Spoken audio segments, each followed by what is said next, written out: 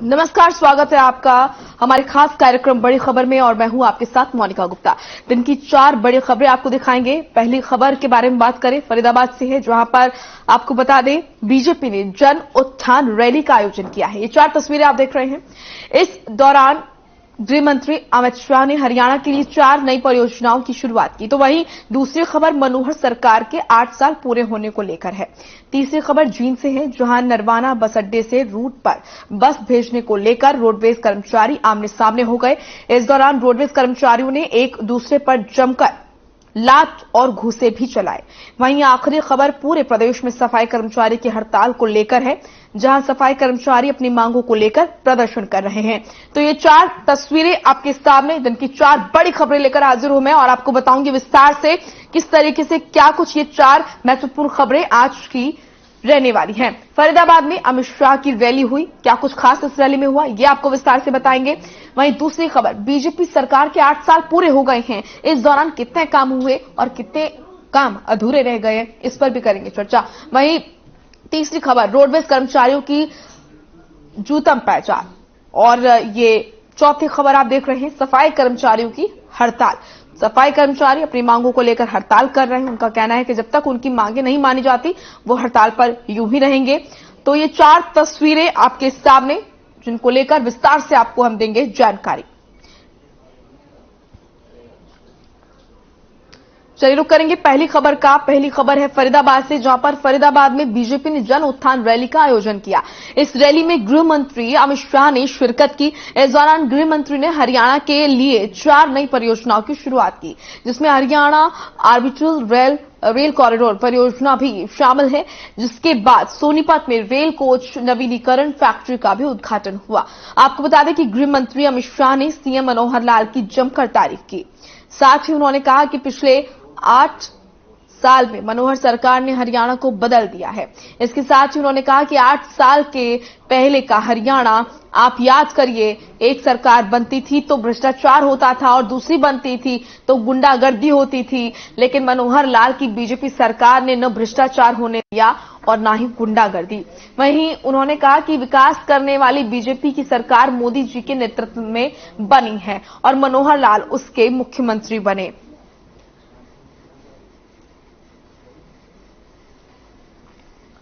तो बीजेपी मित्रों, आज हमारी यहां पर जो 8 साल हुए हैं, 8 साल के पहले का हरियाणा आप याद करिए, एक सरकार बनती थी तो भ्रष्टाचार होता था और दूसरी सरकार आती थी तो गुंडागिरी बढ़ती थी। मनोहर लाल की भाजपा सरकार ने ना भ्रष्टाचार होने दिया, गुंडागिरी को समाप्त कर कर हरियाणा को सलामत बनाने का काम किया।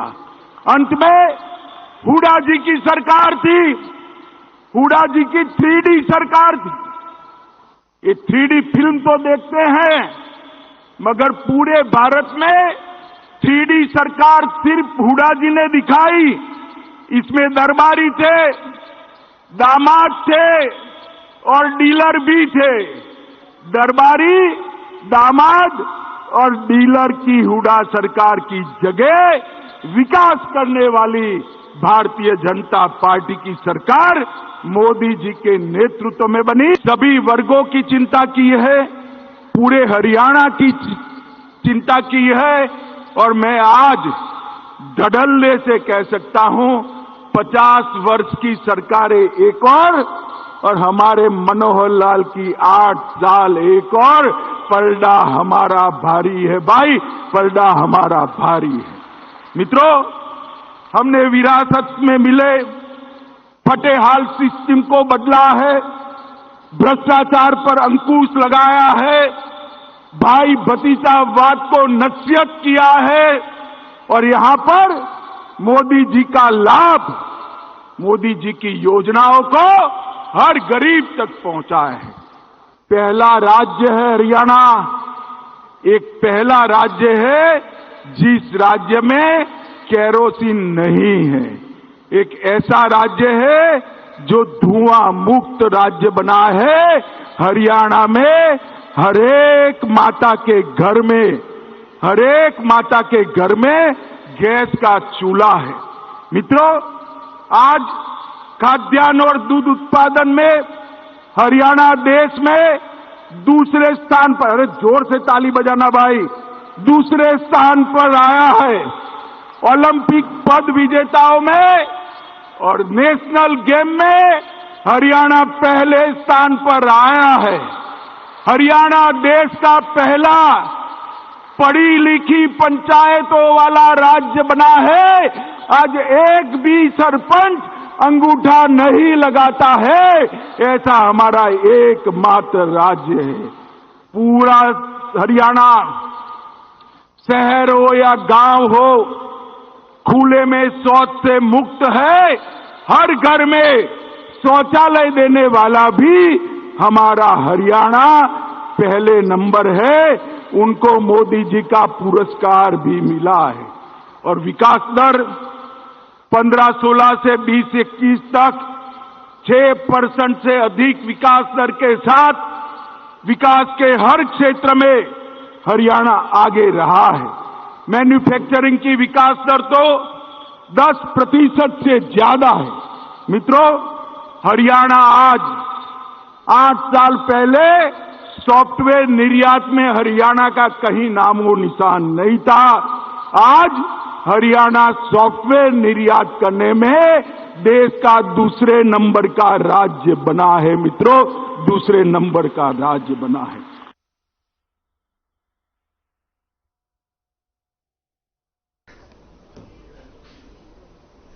वहीं हरियाणा में भारतीय जनता पार्टी पिछले 8 साल से सत्ता संभाले हुए है। सीएम मनोहर लाल के नेतृत्व में पहले 5 साल जहां बीजेपी ने अपने दम पर सरकार चलाई, वहीं पिछले 3 साल से सहयोगी दल जेजेपी के साथ सरकार चलाई जा रही है।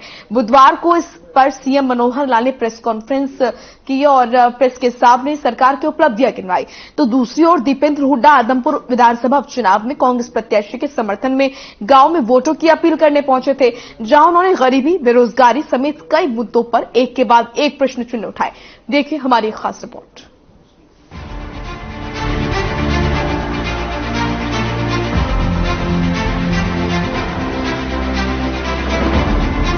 हरियाणा में भारतीय जनता पार्टी सरकार को 8 साल पूरे हो गए हैं। इस मौके पर सीएम मनोहर लाल ने दिल्ली स्थित हरियाणा भवन में प्रेस कॉन्फ्रेंस कर सरकार के पिछले 8 सालों का रिपोर्ट कार्ड पेश किया है। सीएम मनोहर लाल ने कहा, सभी जिलों में काम किया है, न कोई राजनीतिक भेदभाव हुआ और न ही किसी क्षेत्रवाद को बढ़ावा दिया गया।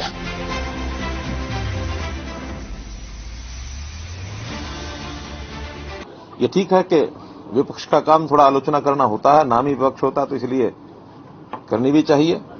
और कभी कभी उनके विपक्ष में विरोध करने के उसमें से कुछ बातें अगर प्रदेश के हित में हमको ध्यान में आ जाए तो हम उसको ठीक भी करते हैं।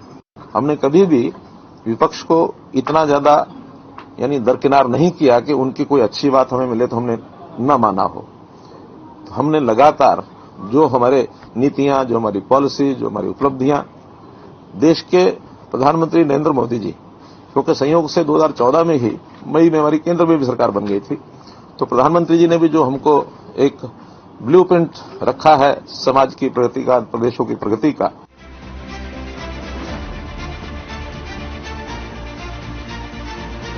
तो आइए ग्राफिक्स के जरिए जानते हैं हरियाणा सरकार की मनोहर योजनाओं के बारे में।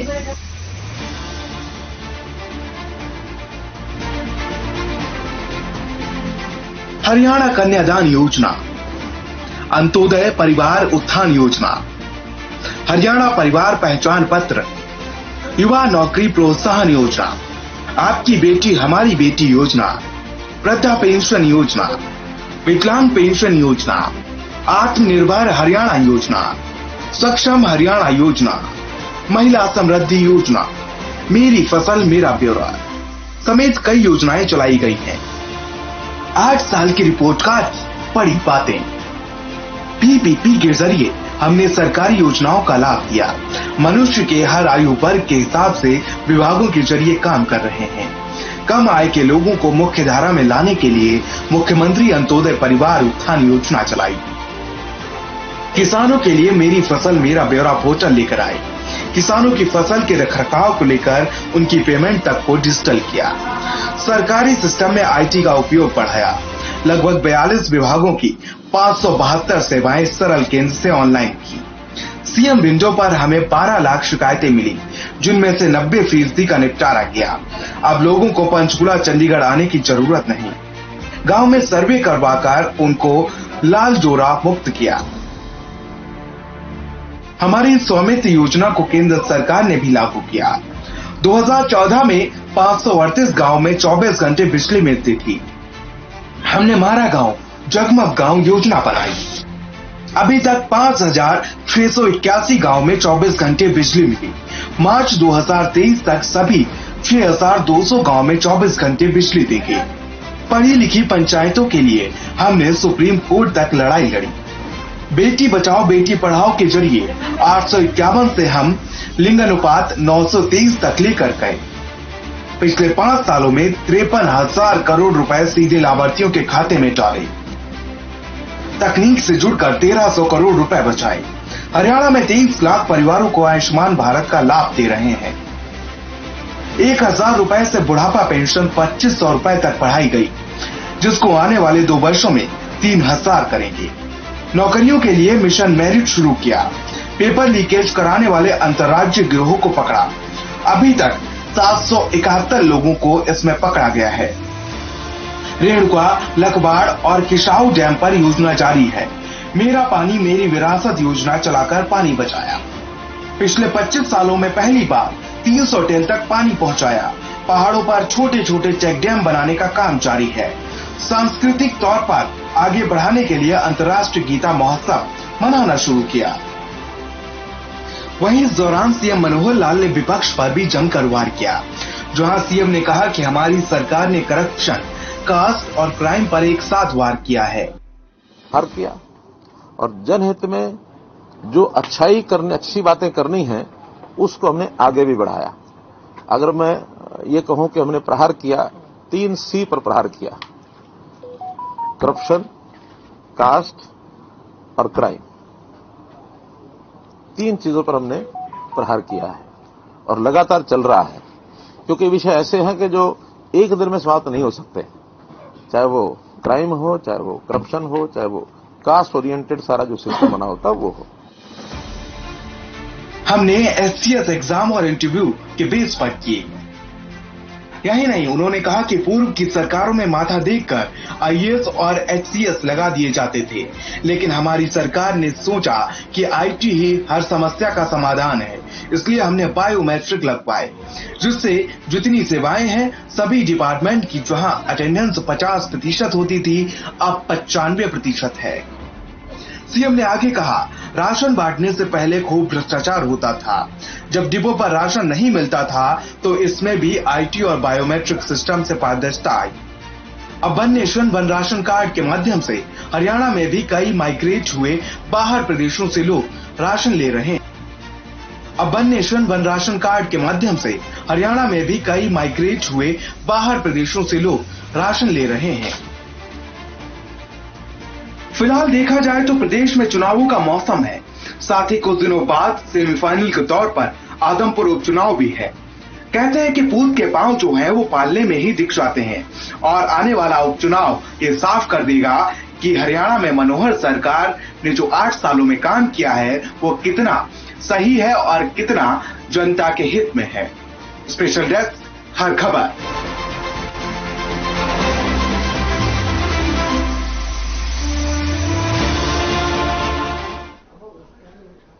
हमारे सहयोगी सुशील हमारे साथ जुड़ चुके हैं इस खबर पर। सुशील, 8 साल पूरे हो चुके हैं हरियाणा सरकार को, किस तरीके से देखा जाए प्रदेश सरकार के इन 8 सालों को, क्योंकि आप फील्ड पर रहते हैं, जनता से आपकी बात होती है, नेताओं से आपकी बातचीत होती है, किस तरीके से देखते हैं?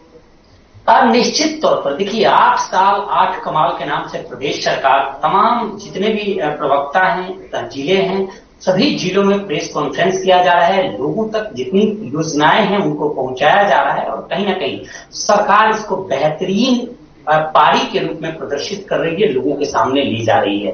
तमाम, चाहे वो मुख्यमंत्री का जो प्रेस कॉन्फ्रेंस था उसमें भी जिस तरह से सीएम ने CCC और 5S का जिक्र किया, उससे साफ लग रहा था कि जो हरियाणा में कई ऐसी चीजें थी जो जड़ जमाए थी, चाहे वो करप्शन की बात हो, कास्ट सिस्टम की बात हो, ये तमाम चीजों पर प्रहार हुआ और वो कहीं ना कहीं खत्म जरूर हुआ। यह मुख्यमंत्री भी प्रेस कॉन्फ्रेंस कर मान रहे हैं। साथ ही हरियाणा में सबसे ज्यादा करप्शन के अलावा जो चीजें थी वो पर्ची खर्ची की सरकार थी माना जा रहा था, और कई भाषण या तमाम तरह के जब चुनावी रैलियां होती थी तो उसमें इस बात का जिक्र किया जाता था कि पर्ची खर्ची की सरकार है, यानी हरियाणा में नौकरी पानी है तो आप पर्ची के माध्यम से, पैसे के माध्यम से होगा। दूसरा सबसे बड़ा जो यहाँ हम ये कहें कि उद्योग चलता था, वो उद्योग चलता था ट्रांसफर पोस्टिंग का। उसमें करोड़ों वारे नारे होते थे और कई ऐसे दलाल थे वो काफी सक्रिय थे और उनको कहीं ना कहीं एक बड़ा दलालों के लिए कहें कि आरामगाह था या स्वर्ग माना जाता था, उसमें करोड़ों अरबों की कमाई लोग करते थे। साथ ही उसपे ये सरकार नकेल कसी है और कई ऐसी पॉलिसी लाई जिसमें आज 80 विभाग ऐसे हैं प्रदेश में जहां ऑनलाइन ट्रांसफर किए जाते हैं। बड़ी खबर, बड़ी उपलब्धि के रूप में सरकार इसे प्रदर्शित कर रही है और निश्चित तौर पे इसका धरातल पर भी ये दिख रहा है। दूसरी जो सबसे बड़ी चीज थी, जो करप्शन राजस्व विभाग में था, चाहे वो रजिस्ट्री करने में उसमें जो दिख रहा था उस पर भी नकेल कसा है। हालांकि देखिए अभी जो हम लोगों के बीच जब जाते हैं तो सरकार की बातें हैं कि 8 साल में 8 कमाल हुए और तमाम तरह की चीजें की गई, चाहे बुढ़ापा पेंशन बढ़ाने की बात हो या करप्शन खत्म करने की बात हो या सबका साथ सबका विकास का मुद्दा, चूंकि हरियाणा एक की बात भी की गई मुख्यमंत्री के द्वारा। और 2014 से लेकर 2022 तक जिस तरह से अनवरत विकास की नई इबारत लिखते सरकार गई और कई ऐसी घोषणाएं, कई ऐसी योजनाएं लागू की जिन योजनाओं को केंद्र सरकार ने अपनाया। लेकिन अब दूसरी तरफ अगर आप आ जाएं और धरातल की बात करें, विपक्ष की बात करें, तो तमाम ऐसी चीजें दिखती हैं कि जो कहीं ना कहीं सरकार उस पर काम की है लेकिन पूर्ण काम नहीं हुआ या हम ये कहें कि ठीक से लागू नहीं है, जिस वजह से धरातल पर लोगों को परेशानियों का सामना करना पड़ रहा है। चाहे आप देखिए हम राजस्व विभाग की बात करें तो रजिस्ट्री घोटाला हरियाणा सरकार के मत्थे पर एक बहुत बड़ा धब्बा है और कई इलाकों में हमने देखा किस तरह से रजिस्ट्री घोटाले के मामले सामने आए और कोरोना काल में जब रजिस्ट्रियां बंद थी उसके बावजूद भी कई रजिस्ट्रियां, हजारों की संख्या में रजिस्ट्रियां, बहुत सारे मुद्दे हैं सरकार के पास गिनाने के लिए कि हमने ये किया है, लेकिन आप जब फील्ड पर उतरते हैं तो ऐसे कौन से मुद्दे हैं जहां पर सरकार जो है वो बैकफुट पर नजर आती है, जहां पर जनता बोलती है कि हाँ ये काम नहीं हुए हैं? क्योंकि जाहिर सी बात है किसी भी सरकार में रहते हुए 10 में से 10 कार्य नहीं हो सकते, कुछ काम होते हैं जो कि रुक जाते हैं या फिर नहीं हो पाते हैं। बिल्कुल सही कहा। देखिए डेवलपमेंट का जो जिक्र जो सरकार कहती है कि बहुत विकास हुए, वो अगर हम दिल्ली एनसीआर छोड़ दें, एनसीआर के इलाके छोड़ दें, चाहे वो गुरुग्राम, फरीदाबाद, सोनीपत, तो आज भी ये जो डेवलपमेंट है ये रूटीन डेवलपमेंट मानी जाती है। देखिए डेवलपमेंट दो तरह के, एक प्लान डेवलपमेंट होता है, एक रूटीन डेवलपमेंट होता है। रूटीन डेवलपमेंट उसे कहते हैं कि हमें आज कार की जरूरत है और हमें बाइक से मेरा काम नहीं चल रहा है, हमें कार चाहिए तो हमारे पास कार आ जाए, तो रूटीन डेवलपमेंट है, वो कोई प्लान डेवलपमेंट नहीं है। लेकिन एक व्यक्ति जिसके पास उस चीज की जरूरत इतनी नहीं है और उसके बाद भी प्लान करके वो सुविधा उसे मुहैया कराई जाए तो उसे हम प्लान डेवलपमेंट करते हैं। और इस सरकार की जब हम लोगों के बीच जाते हैं तो हम देखते हैं कि प्लान डेवलपमेंट के नाम पर सरकार कहीं ना कहीं सिफर जरूर साबित हुई है। सरकार की ये मुद्दा है जिस पर सरकार जो है वो बैकफुट पर नजर आती है। शुक्रिया आपका सुशील, बहुत बहुत महत्वपूर्ण जानकारी आपने दी है। प्रदेश सरकार के 8 साल जो पूरे हुए हैं उसको लेकर क्या कुछ कार्य ऐसे हैं जो कि सरकार के काबिल तारीफ है और कौन से ऐसे मुद्दे हैं जहां पर सरकार जो है वो बैकफुट पर नजर आती है, जनता को जो रास नहीं आए हैं। चलिए अब रुक करेंगे अगली खबर का। जींद के नरवाना बस अड्डे से रूट पर बस भेजने को लेकर रोडवेज कर्मचारी आमने सामने हो गए हैं। इस दौरान रोडवेज कर्मचारियों ने एक दूसरे पर जमकर लात और घूंसे भी चलाए। इस दौरान मौके पर खड़े किसी व्यक्ति ने रोडवेज कर्मियों के आपस में भिड़ने का वीडियो भी बना लिया, जिसके बाद में सोशल मीडिया पर वायरल भी इसको किया गया। रोडवेज कर्मचारी ने मामले की शिकायत रोडवेज जीएम को भी दी है। तो जींद में रोडवेज कर्मियों में लात घूंसे चलते हुए नजर आए। बस स्टैंड से बस भेजने को लेकर विवाद हुआ, मारपीट का वीडियो वायरल हो रहा है। ये तस्वीरें आप देख सकते हैं, बस स्टैंड से बस भेजने को लेकर विवाद हुआ और किस तरीके से मारपीट हो रही है ये तस्वीरों में साफ तौर पर देखा जा सकता है। जींद से रोडवेज कर्मियों में लात घूंसे चले। ये जीन की तस्वीरें आप देख रहे हैं। बस स्टैंड से बस भेजने को लेकर विवाद इतना बढ़ गया कि लात घुसे चलिए। मारपीट का वीडियो सोशल मीडिया पर जमकर वायरल हो रहा है।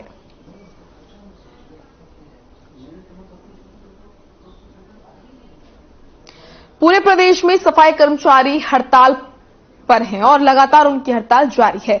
बताया जा रहा है कि अपनी मांगों को लेकर पिछले 8 दिनों से प्रदर्शन कर रहे हैं। जहां चरखी दादरी में सफाई कर्मचारियों ने रोष प्रदर्शन कर नगर परिषद कार्यालय के सभी दफ्तरों में ताला जड़ दिया। इस दौरान कर्मचारियों ने कहा कि जब तक उनकी मांगों को पूरा नहीं किया जाएगा तब तक उनकी हड़ताल भी जारी ही रहेगी।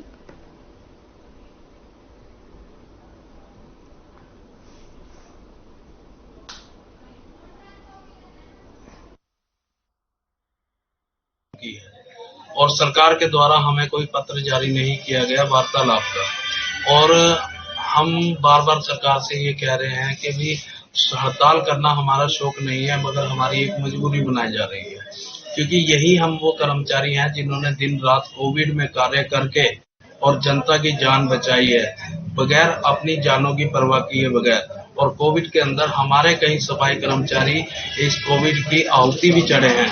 तो अगर हम जो मांग डिमांड कर रहे हैं कि भी सरकार जो हमारा कोविड के अंदर कर्मचारी जिसकी डेथ हुई है उसको 50 लाख का मुआवजा दिया जाए, उसके साथ साथ उसके आश्रित को पक्की नौकरी दी जाए। सर, नगर पालिका कर्मचारी संघ हरियाणा की ओर से हमारे जो निकाय मंत्री है कमल गुप्ता जी, उनको 15 सूत्रीय मांग पत्र दे रखा है।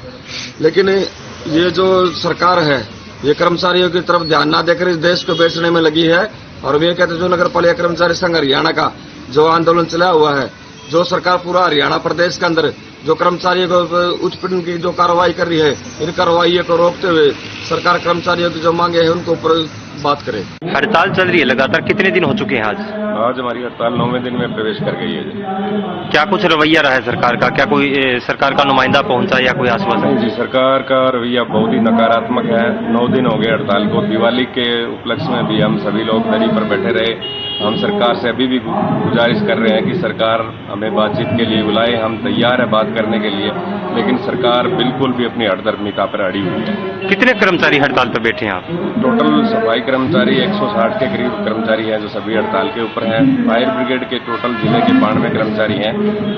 पेरोल और कॉन्ट्रैक्ट बेस के सभी कर्मचारी हड़ताल।